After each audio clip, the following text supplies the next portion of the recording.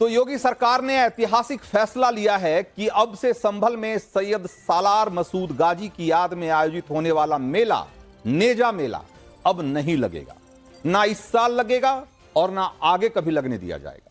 संभल प्रशासन ने साफ साफ शब्दों में कह दिया है कि वह लुटेरे सैयद सालार मसूद गाजी के नाम पर मेले का आयोजन नहीं होने देगा। संभल में होली के बाद मसूद गाजी की याद में हर साल नेजा मेला लगता आया है और इस साल भी मेले के परमिशन के लिए नेजा मेला कमेटी से जुड़े हुए लोग संभल के एएसपी श्रीश चंद्र से मिलने पहुंचे थे। एएसपी ने क्लियर कट समझा दिया कि गाजी के नाम पर लगने वाले मेले की इजाजत नहीं दी जाएगी। जरा सुनिए पूरी बातचीत और उसके बाद इसका संदर्भ भी आपको बताएंगे। समय पे इसलिए बुला के बता दिया है। और सुनिए, आप जाइए, इसके बाद मजिस्ट्रेट से मिलिए। ठीक है सर, अपनी बात कहिए, लेकिन ये स्पष्ट बात कह रहा हूँ, उसकी याद में, लुटेरे की याद में इस तरह से उचित नहीं है, बिल्कुल नहीं होगा। नंबर एक बात। लेकिन एक बात मैं कहना चाह रहा हूँ, जाओ फिर सुनूंगा सर। अभी नहीं सुनूंगा। अच्छा, अभी नहीं सुनूंगा सर, नहीं सुनेंगे सर, अभी नहीं सुनूंगा, क्योंकि किसी लुटेरे के पक्ष में खड़े होने की बात बिल्कुल नहीं सुनूंगा। इसलिए जाओ। पक्ष आप कहोगे कि 1007 से बनाया जा रहा है, बिल्कुल नहीं सुनूंगा। मैं नहीं कह रहा हूँ पूरी हो रही, बिल्कुल नहीं सुनूंगा। मैं नहीं कह रहा हूँ, इससे हटके कुछ कहना चाहता हूँ। मैं इससे हटके कहिए। हाँ सर, नेज़े के मौके पे धार्मिक आयोजन होते हैं, गलत होते हैं, कुरीति है। बात सुन लीजिए। देखिए, वही मैं कह रहा हूँ, बहुत सारी कुरीतियां ऐसी हैं जो आप नासमझी में कर रहे हैं। आप खुद बताओ, अगर इस देश के हैं आप, सोमनाथ लूटा, हिंदू मुस्लिम की बात पहले नहीं है, आप अगर इस देश के हैं, इस देश की प्रॉपर्टी लूटी, लोगों का कत्लेआम किया, हम कैसे उसका साथ दे सकते हैं भाई? एसपी साहब, बिल्कुल नहीं साथ दे सकते, बिल्कुल नहीं साथ देंगे। तुरंत जाइए, आप तुरंत जाइए। आज सर जा रहे हैं, बिल्कुल जा रहे हैं, उठ के फिर बताइए, जाइए, एप्लीकेशन दीजिए। फिर मैं समय खराब हुआ। लेकिन सर एक बात कहना चाहते हैं। हाँ कहिए, आप सुन ले हमारी। बताइए। वो ये कि यहाँ फातिहा और दुरूद होती है। मैंने क्या कहा? उस लुटेरे की याद में कुछ भी नहीं होगा। उस लुटेरे की याद में, उस हत्यारे की याद में कुछ भी नहीं होगा इस देश में। आप जाओ और परमिशन मांगो। तो संभल पुलिस जिसे लुटेरा बता रही है, वही गाजी मेले से जुड़े लोगों की नजर में क्या है, तो एक बार जरा उसको भी सुन लीजिए और फिर आपको गाजी का कच्चा चिट्ठा भी आपके सामने खोलूंगा और फिर बताऊंगा कि पुलिस उसे सोमनाथ का लुटेरा क्यों बता रही है और उसकी सच्चाई क्या है।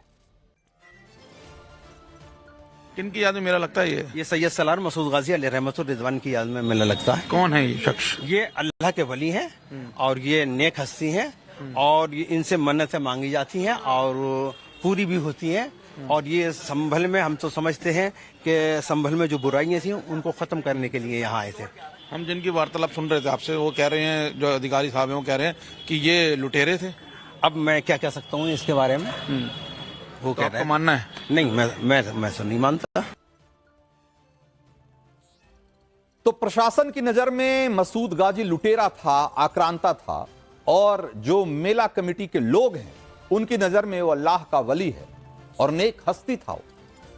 ये भी जान लीजिए कि जैसा प्रशासन ने बताया कि उसे मेले की भीड़ से कोई दिक्कत नहीं है, बस दिक्कत इस बात से है कि यह मेला मसूद गाजी के नाम पर नहीं लगना चाहिए।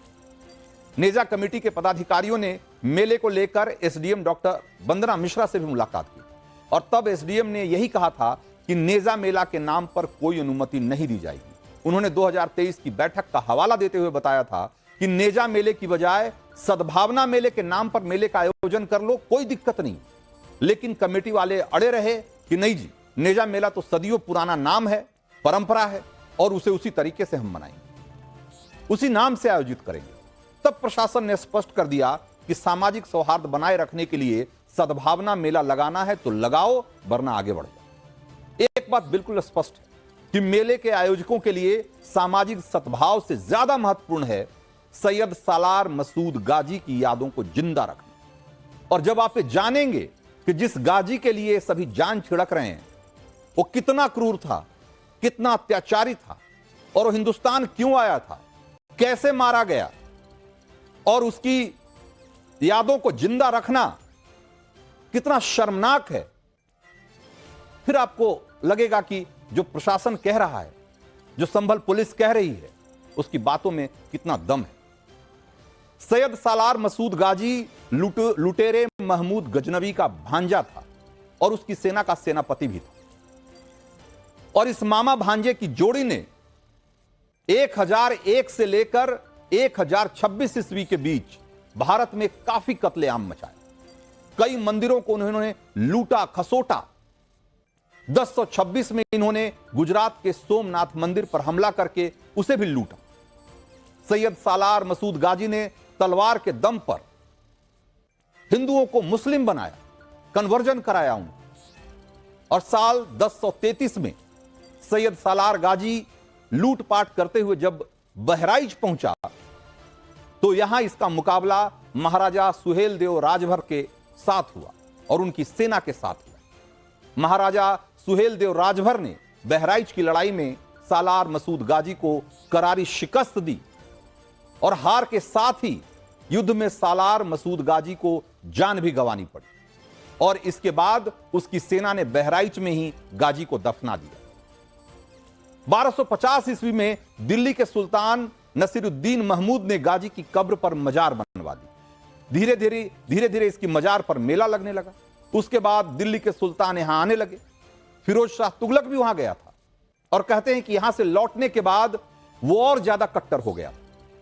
हिंदूवादी संगठनों का दावा है कि जिस जगह पर आज मसूद गाजी की दरगाह है वहां पर उस दौर में बालार्क ऋषि का आश्रम हुआ करता था, जो राजा सुहेल देव के गुरु थे।